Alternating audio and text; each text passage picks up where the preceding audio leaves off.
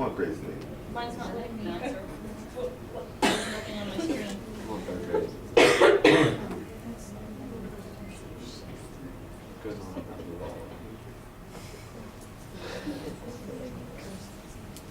All right, so there are our results. Think of Bloom's taxonomy. Each level is important and has its place in learning, but whenever possible, we want to weave in higher order thinking skills. Teachers should use all 4 levels in their teaching and not feel guilty if every lesson isn't at the redefinition level.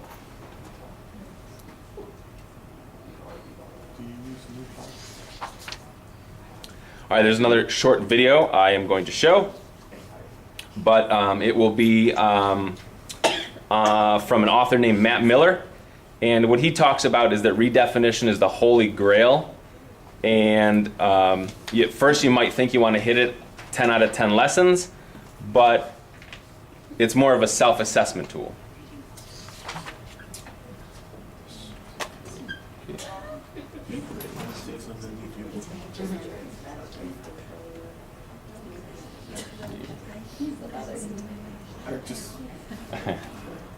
What's their That's the answer to a question. It says 25 minutes, but I'm only going to show you 4 minutes of it.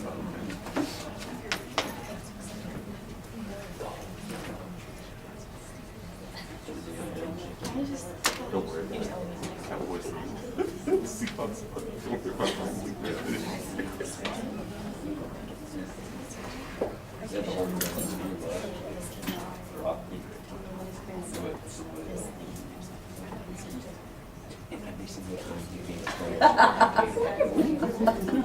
Click. Watch that. I hear it. Is that textbook? Matt, it's great to see you. Hey, I'm excited about this. We were just saying this is one of our first times talking face to face and talking about technology, and hey, can't be much better than that if you ask me. Absolutely, I'm really excited to have you here, and just to give some background to anybody who watches this on YouTube, Matt did an awesome post about 10 sample activities for hitting the redefinition level of SAMR, the substitutional augmentation modification and redefinition model for just evaluating how we are using educational technology tools. And I thought it was an awesome post and reached out to Matt and said, hey, how about we not just say these are activities that get to redefinition, but walk through exactly how it gets to all 4 steps. Yeah, absolutely. And you know you've said this, and I would agree with it. It seems like a lot of times people are interested in this whole model, but they don't know exactly how you go from one step to the next step to the next step. And so hopefully this should be a pretty good conversation. Yeah, I'm really excited to get into it. And just before we dive into exploring a couple examples from your blog post, do you mind just sharing just how you got into, just exposed to the SAMR world and got interested in using it in your own practice? Yes, absolutely. So it was, I think, 3 summers ago. I was at a little technology workshop here in the state of Indiana, and this was maybe my first or second or third time presenting about technology. And after my session, I went into a session on this thing called SAMR. I'd never even heard of it before. And the presenter started describing what it was, and I mean, it was like fireworks were going off in the background, and I'm going, why has nobody ever told me about this? This is huge because... Was that me? Apparently it was me. Good point. Why those fireworks? That would make my eyes go. Phil, fix it. At one point, especially earlier on in my career, doing worksheet type assignments, but doing them on the computer probably was not the most powerful way to use technology, but I knew I was using technology. And so this kind of just opened my mind to the idea of using it for bigger things than we could do without the technology. That's kind of how I got into it. Totally, I really love that, and I've really been enthusiastic about seeing how different administrators and educational technology coaches are using it in order to say, you know, go beyond, hey, how come magic isn't happening with these 35 iPads we invested in, to actually having a way of talking about it. And hopefully everybody's now seen a graphic that walks you through the 4 steps. It starts out at the bottom there, it's substitution, and proceeds up to augmentation, modification, and redefinition. And one of the things that I know, Matt, you wanted to make clear is that this is not a checklist or something that is necessarily aspirational. It's more about self-assessment.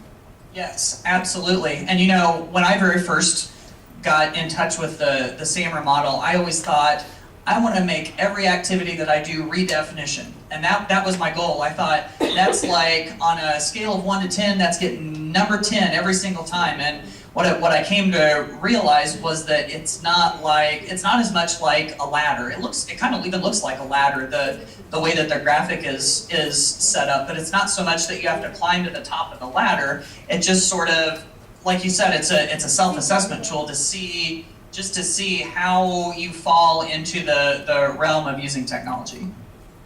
Absolutely. All right, 4 minutes.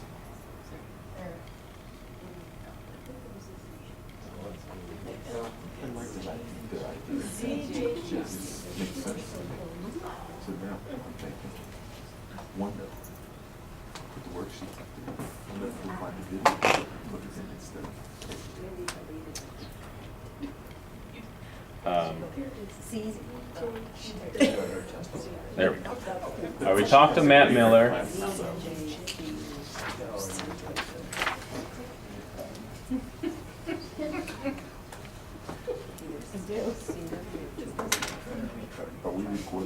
All right, so I just sent you an active website. You can also do this. You can embed the websites. Of course, Roland, we're still mitigated by our network, so it will still block. This is not a way around our websites.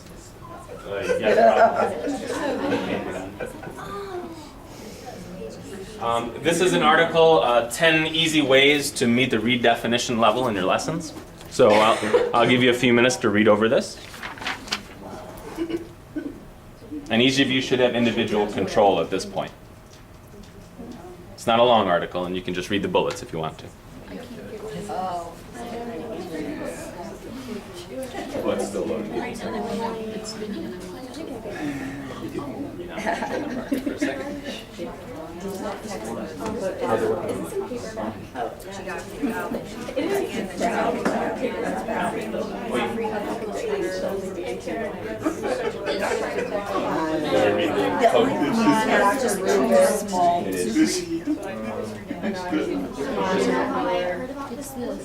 Yeah, I've got it. Because I follow the teacher's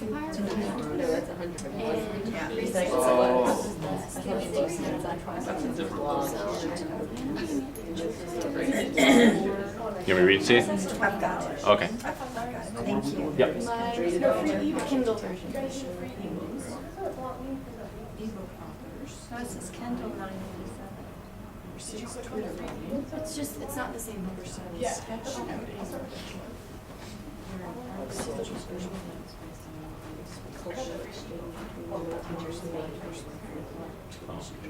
See that rest, right? It's not walking. It's so wrong. Sorry.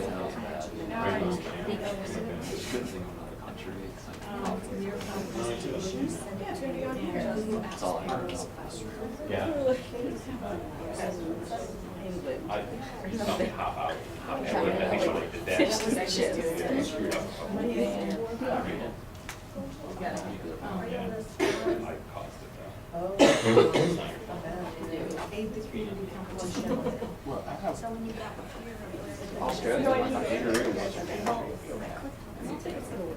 You clicked on the real book. See how it says? You clicked on that one. I clicked on this one. Free ebook. So you type in your stuff down here, and he's gonna send it. I'll give you another minute before we move on. I got mine. I already got mine. No, I did it on here, but then I confirmed my email on here. I don't think I have that one in double digits. That one has some hashtags. What's the Twitter? You have 2 followers? My mother's mom. You got 2 more than me. Wallace has the biggest following. We don't even know Wallace has a Twitter page. There's like 30,000 followers. She puts out about 60 tweets a day. All right, we got about 10 seconds, and then I'm going to flick to the next one. R.L. Stein, undercover.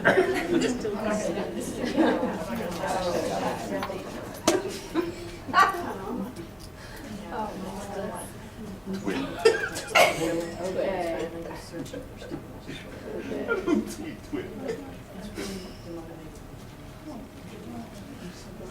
Quit changing my pages.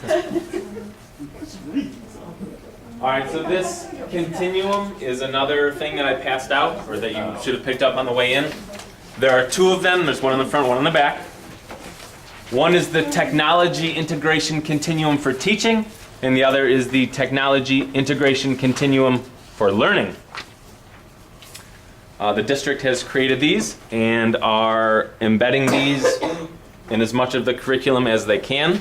They're trying to get that curriculum binder as full as they can. And this is to be used to assist every teacher in a roadmap to success. And why are you going to use this? For self-assessment,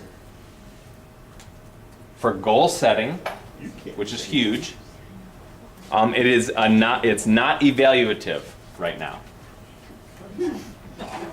Okay, and that's how it was framed to us. It's not evaluative at this moment. I know principals just got had some training on this, and I don't think there was a clear-cut result whether or not it would become part of the official evaluation. But this is the first year in a Compass to 2020 strategic plan. So I wouldn't be surprised if it did sneak into our evaluations at some point. We don't know when or how or even if it will. But it's a non-evaluative tool currently. Get familiar with it. I used it to help set my goals this year. It made that process a little bit easier than last year. Okay, and that's the learning slide, which you have.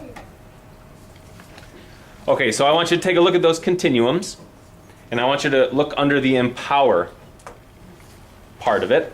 How do teachers who consistently fall under empower on the frameworks cultivate such a digitally rich learning environment for their students? And we are going to spend a couple minutes talking about 1 or 2 of these. And then I have about 5 more slides. So this is going to require you to look in your continuum and look under empower.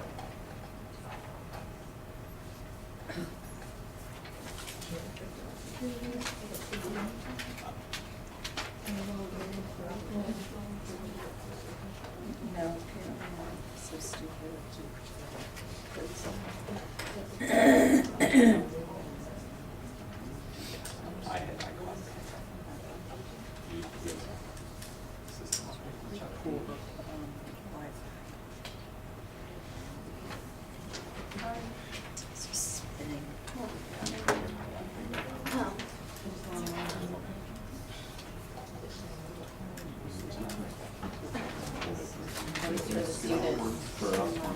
One's for what you do, one's for what they do. It seems the connection is slow. And you could talk about, you know, the learning or the teaching part of the framework. It's just spinning. So they can. How does that help your classroom? Right. I do know. Basically, that's the way I look at it. Yeah. It's basically if the kids work with how to make their things. How do they?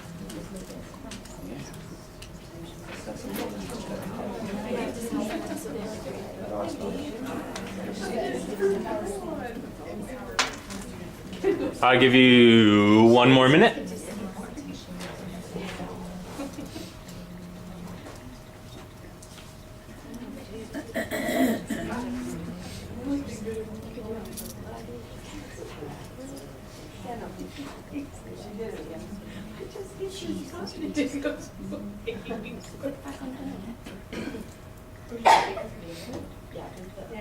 Oh, but she's right here. Oh, very neat. How did you do that? Look, double tap, and then it tells you all your apps you have open. Told you to listen back there. But I don't know the pin. You kicked yourself out again. How was it going away? I'm just spitting.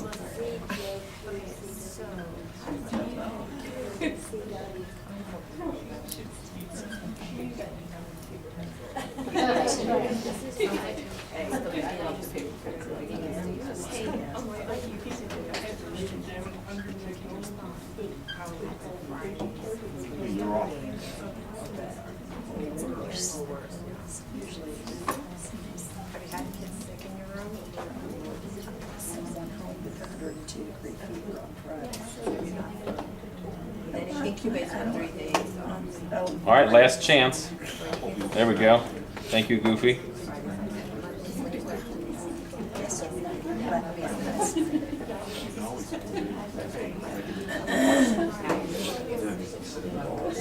All right, so my projector's giving me issues. So here's another great use for Nearpod. You don't need a projector.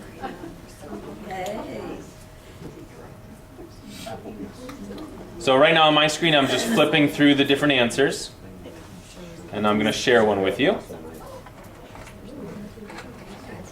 So if your screen goes down, you can still have the screens in front of you. Danielle. Very nice answer. What I like about this is that you're saying that students are in the driver's seat, so it's more of a student-led classroom. The teacher has empowered the students. And of course, we know that we need to build the rules and procedures and routines in order to get there. Let me find one more. Golfer lady. Students frequently use technology, access, collaborate, and create. So of course I like the collaborate and the create. Again, a student-led classroom. Very good. Unshare, close.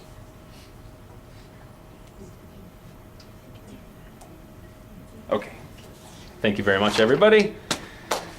Let's stop talking about stop talking about teaching with technology, and let's start talking about learning. So this is the way the district's moving. Instead of talking about technology as a separate part of the learning, it's integrated, and not only is it integrated, but there are varying levels, as we saw with the SAM-R.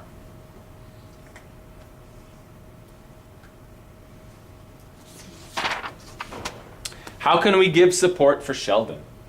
I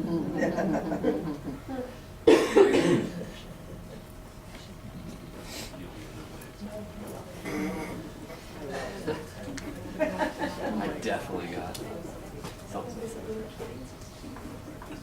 Any suggestions to help the Sheldons out there? Let them go. No suggestions for Sheldon. Well, we need to have some sort of support for Sheldon. And I think that's kind of what the district's trying to do, providing these resources.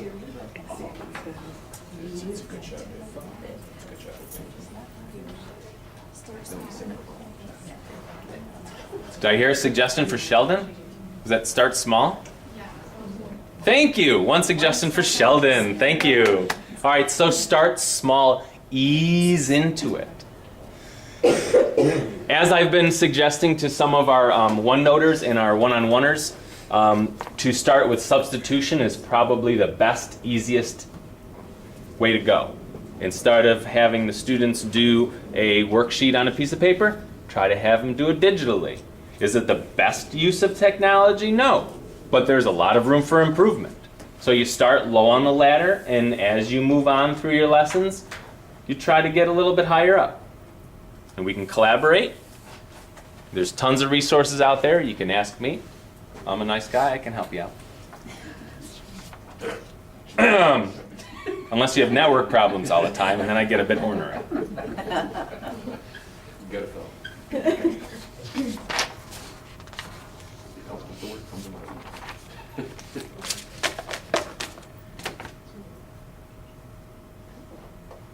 He looks like an Alvin, doesn't he? All right, last slide. So, closing message. These 3 tools are available to help teachers unlearn and relearn, not because they are bad teachers, but because we all believe getting better is something we need to do every year. The TPAC, the SAMR, and our Technology Integration Continuum are tools to help visualize and facilitate that change and set us on a successful course for the best year ever. Now, if we had a little bit more time, we could break down what you guys are already doing in your classroom and measure where you are on that ladder, but I don't think we need to do that. But know that these things are at the beginning of Compass to 2020. We're at the very beginning right now. So as we move on 5 years down the road, these are going to be more and more prevalent, especially as the one-to-one schools and the anchor schools become more prevalent. They're not going to stop with just the 6 or 7 or 8 they have this year. They're going to continue that process as far as they can. They're weeding out all the problems this year, and then hopefully by next year, it'll allow more schools to go one-to-one. Will we be one-to-one? I sure hope so. And we're doing everything we can to convince the district that we are ready, and that's the feedback we're receiving. So we need to be ready if we get 500 more computers next year, which very well may happen. We need to be ready to move on them. I use my paper grades to get more computers for my room. Oh, wait a minute. So, does anybody have any questions? Aside from the million questions you have? Okay. So, you don't have to feel comfortable. Just know that things are changing. Sure. Don't worry about plugging the iPads in, but if you could at least set them on the carts, that would be great. I can go through and kind of clean them up. Thank you for your time. Thank you. You did a nice job at making several people feel uncomfortable. I did learn something because I started out with this and I thought TPAC was a rapper. So now I know better. Thank you.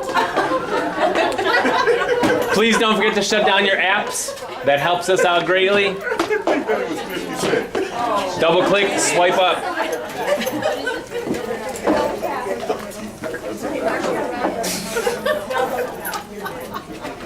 That would have been a funnier take on that.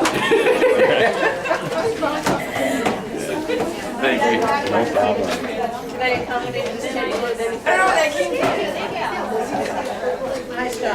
I'll be crying myself to sleep. Good.